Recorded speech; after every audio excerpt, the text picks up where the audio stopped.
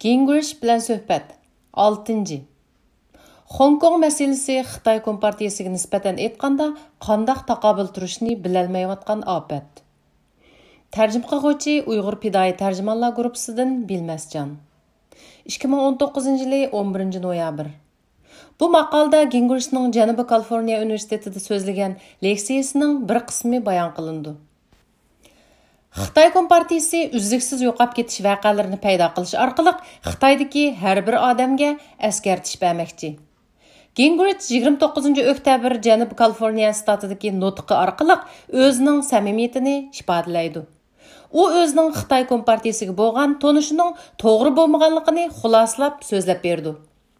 U burun Deng Xiaopingning oq mushuk, qora mushuk, chashqan tutgan yaxshi mushuk nazariyasini anglab, uni amaliyotchilashgan deb o'ylab qolganligini. Deng Xiaopingning ideyasi mushundaq bo'lsa, kapitalistik tuzum texim yaxshi bo'lgandan keyin Xitoy cho'qim bara-bara shu tarafga yuzlanadi deb o'ylab qolganligini ochiq o'tirib qo'ydi. Biroq shundan keyin 30 yillik kechirmishidan ko'rib yetganini mundaq bayon qiladi. Biz Deng Xiaoping Xitoyni demokratik jamiyatga o'zgartiryotdi deb qaragan bu jarayon amaliyotda Xitoy Kompartiyasining o'z mustabid hokimiyatini rivojlantirish jarayoni bo'lib chiqdi. Biz butunlay xato tushunib oldik. Amaliyotda hozirgi Xitoy hokimiyati bo'lsa, Lenincha diktatorlikdagi mustabid hokimiyatdir. Xitoy Kompartiyasining terror hukmroni ostida mayli sen odatdagi odam bo'l yoki dangliq odam bo'l, har qanday odamning yo'qolib ketish ehtimolligi bor. Gingrich burun o'zining blogiga taklif qilgan bir Xitoy professori bor bo'lib, u bir kuni ko'chada ketyapsa, soqchilar tutib akitibdi. Uyigami xabar qilmabdi. Uning advokat izdishiga ruxsat qilmabdi. Ma'lum vaqtdan keyin uningga agar uyga ketgan bo'lsa, cho'qim televizorga chiqib, jinoyatingni bo'yningga olsan deb uqtirilibdi. Professor amal yo'q sinalg'uga o'zining xatoligini bayon qilgandan keyin uyga qaytishga ruxsat qilinibdi. Keyin professor bütün oiladagilarni elib Xitoydan qochib chiqib, hozir Nyu-Yorkda turibdi. Gingrich yana Fambinbini misol keltirdi. Dunyo bo'yicha kirimi eng yuqori deb atilib kelgan ayol cho'lpon. Bultur bir necha oy yo'qolib ketgan bo'lib, u mikroblogida noma'qullik bayonoti e'lon qilgandan keyin ondan paydo bo'lgan. Gingrich mundaq deydi: "Amaliyotda bu ishlarning texmi cho'nqur ma'nosi bor. Xitoy Kompartiyasi bu ishlar orqali Xitoyda yashaydigan har bir odamni ogohlantiryotdi. Agar doirlar, ya'ni Xitoy Kompartiyasi kirimi dunyo bo'yicha eng yuqori ayol cho'lponni yo'qotib etsa, u chaqda sen ularning sana nimalarni qila oladiganligini o'ylabmi yetolmaysan." Hong Kong masalasi Xitoy Kompartiyasiga nisbatan bir ofat. Ular qanday taqobil turishni bilolmayotdi. Gingrich Hong Kong to'g'riliqmi to'xtalgan.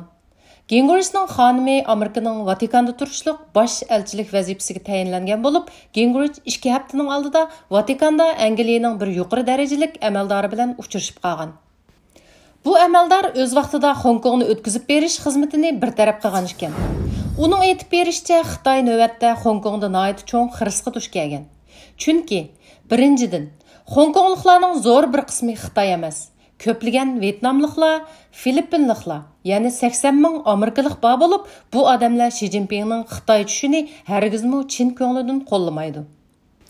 Ikkinchidan, Hong Kongliklar qonun bilan idora qilishga, muqimlikqa va xalqaroliq bozorning bir qismi bo'lish qatorliq afzalliklarga ko'nib qolgan bo'lib, millionerlarning umumiy nopusini egallash o'ttirchi nisbati dunyo bo'yicha oldingi qatorda turdi. Şoňa Hong Kongliklar agar jinoyatchilarni Xitoyga qaytarish qonunini bekor qilish talabidan voz kechsa, adliya mustaqilligidan ayrilib, Xitoy cho'ng quruqligi adliya sistemasining bir qismiga aylanib qolganligini, o'z afzalliklarini yo'qotib, kambag'allashib ketadiganligini obdan biladi. Shu sababdan Xi Jinping duch kelgan xiris bo'lsa, bir tarafdan u Hong Kongliklarning ochiq-oshkora Beijingga qarshi chiqishiga yo'l qo'ya olmaydi. Bo'lmasa cho'ng quruqlikning boshqa yerlardagi odamlarga ulgi tiklab bergan bo'ldi-da, mushuni o'rnak qilib ularmi qo'zg'alishi mumkin. Shunga o jinning bericha Hong Kongliklarning bu qarshilik harakatini yo'shiryotdi. Yana bir tarafdan Hong Kongdan iborat bu xalqaroliq shahar haqiqatanmi bak ichib etilgan bo'lib, moliyasi harakatchan, mediasi jonliq. Xitoy Kompartiyasi yapama debmi yapolmaydi. Şoňa Beijing dairələr qarşılıq harakatining rahbarlarini jimiqtirmoq bolýardy. Biroq bu yerdagi masala bo'lsa, bu qitimqi qarshilik harakatining alohidligi kimning rahbarligi ancha aniq emas. 2 million Hongkongluk qarshilik ko'rsatayotgan bo'lib, ularning 30 rahbari tutildi deyilsa, ammo orasidan yana 30 odam chiqib, o'zlarining rahbar ekanligini da'vatudi. Shunga Gingrich Hongkong masalasi Xitoyga nisbatan bir qitimliq ofat. Ular qanday taqobil turishni bilmayotidi deydi. Biroq bu yerdagi bir aniq nuqta bo'lsa, Xitoy Kompartiyasining qilayotgani, ya'ni Hongkong fuqarolarini bostirishi bir erkin jamiyatda bo'ladigan ish emas. Hongkongliklar buni nihoyat aniq tushundi. Gingrich Xitoyning davlat ishida duch kelayotgan masalalarni so'zlab o'tgan bo'lib, bular tovandikilarni o'z ichiga oldi. Tibetlarning, Uyg'urlarning va Falun Gonglarning e'tiqodining buzg'unchilik uchirishi va Hongkongliklarning Xitoy Kompartiyasi mustabid hukmronligining qabihligini bevosita bilib yetganligi qatorliqlar. Xitoy Kompartiyasining Huawei 5G texnikasini butun dunyoga kengaytirish istagi Amerika va butkul dunyo duch kelgan jiddiy xiris.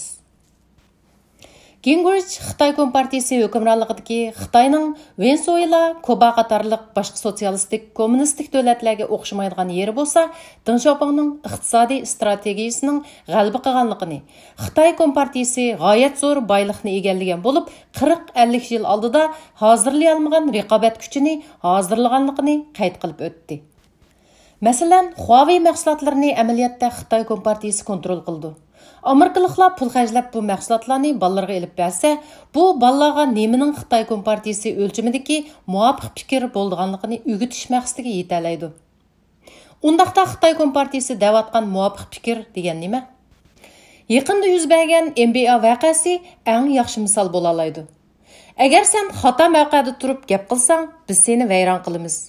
MBA voqeasi shuni tushuntirdiki, Xitoy Kompartiyasi hozir cho'ng shirkatlarni manfaat bilan bog'lab olib, mustabid hokimiyat hukmronligini Amerikagacha kengaytiradi. Gingrich Huawei'ning butun dunyoga tarqalib, taxminan 50 davlatga kirib bo'lganligini, bu sonning kelar yilning oxirigacha 2 qatlanadiganligi mo'ljallanayotganligini o'tirib qo'ydi. Biroq Amerikaning tor shirkatlari va hukumat apparatlari har xil sabablar tufaylidan 5G texnikasida keyinda qoldi. Shundaqla Xitoy Kompartiyasining bu xil o'rinlashtirishiga taqobil turish strategiyasi yo'q. Shu sababdan zo'r tahdidga duch kelgan bo'lib, bu biz yuzlanayotgan intayin jiddiy xiris. Yangi kitob chiqarishdagi asosli maqsad Amerika xalqi orasida dialog, o'ylanish va munoziralarni qanot yoydirish uchundir. Gingrichning aytishicha, uning bu yangi kitobi Trump bilan Xitoyning elishishi, Amerikaning eng cho'ng tahdidga yuzlanishini yezishdagi asos maqsadi Amerika xalqi orasida munozira va dialog qo'zg'atishdir. Cho'ng ishlar yuz berganda mushundaq qilish kerak. Xuddi Amerikaning dahiylaridak, garchi bir qitim cho'ng urushni beshidan o'tkazgan bo'lsa-mu, 20 yil tadqiq qilishdan keyin ikkinchi qitimliq cho'ng urushga qatnashgandak, ya'ni 5 yil 1945-yildan 1950-yilgacha bo'lgan vaqt sarf qilib, Sovet Kompartiyasining tahdidini his qilib, so'g'uq urush qilishni qaror qilgandek va uni 1991-yili Sovet Kompartiyasi yiqilgacha davomlashtirgandek. Gingrichning qarashicha, Xitoy Kompartiyasining tahdidga yuzlanishda Amerika xalqining o'ylanishi va munozira qilishiga ma'lum bir mezgil ketishi mumkin. Biroq Amerika allaqachon bir maydon jangga kirib bo'ldi deb qaragan.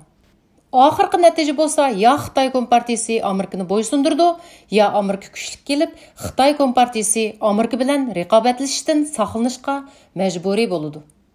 U o'tir mavqening bo'lmaydiganligiga ishonadi. Gingrichning deyishicha, u kitobida Amerikaning Xitoy Kompartiyasi bilan munosabatsiz bo'lgan ba'zi mavjud masalalarni tilga olgan bo'lib, bular ishchilar uyushmasi masalasi, ul qurilish masalasi, ma'rif masalasi, Kaliforniya shtatining ko'chman masalasini o'z ichiga olgan hukumatning o'shiqchi qoida usullari qatorliqlar. U Amerikaning g'oyat zo'r xirisga duch kelganligini yana bir qatim ta'kidlab o'tdi. U bu kitobning bir dialog to'lqini qo'zg'ab, avval Xitoy va Xitoy Kompartiyasi to'g'risida, ondan Xitoy va Amerika o'zlarida mavjud bo'lgan masalalar tufaylidan duch kelgan xirislar to'g'risida va qanday qilganda bu ishlarning texmi yaxshilanib, keyingi avlodlarga texmi go'zal jamiyat barpo qilg'ili bo'lganligi to'g'risida munoziralarning bo'lishini umid qildi. U ikki avlod kishilarining tirishchanligi bo'lmasa, Amerika zavalligi yuz tutadi deb qaraydi. Гингричның aytqanlarga nisbatan Фан Вейнің qandaq qarashlari va baholari bor? Diqqətingiz bu maqalaning davomida bo'lsin.